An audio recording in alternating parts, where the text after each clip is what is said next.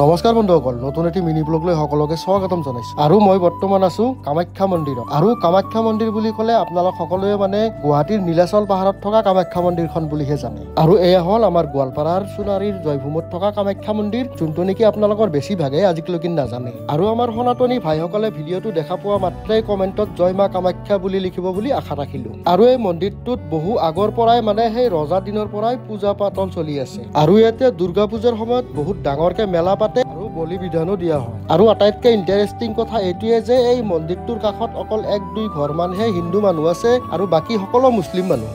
এই মন্দিৰটোত যিমান উৎসৱ পাৰ্বণ পতা হয় সব হিন্দু মুছলিমে মিলিয়ে আয়োজন কৰে। আৰু এই ধুনীয়া মিলা প্ৰীতি চাবলৈ আপোনালোকেও নিশ্চয় একবাৰ হ'লেও এই মন্দিৰ দৰ্শন কৰিবলৈ আহিব। আৰু এই মন্দিৰটোত বিয়া বাৰু পতা হয়। আপোনালোকে যদি ভাবিছে আপোনালোকৰ বিয়া বাৰু মন্দিৰত পাতিব, তো এই সোণাৰীৰ কামাখ্যা মন্দিৰত আহি পাতিব পাৰিব। আজিৰ ভিডিঅ'টো ইমানে, ভাল লাগিলে শ্বেয়াৰ কৰিব। ধন্যবাদ।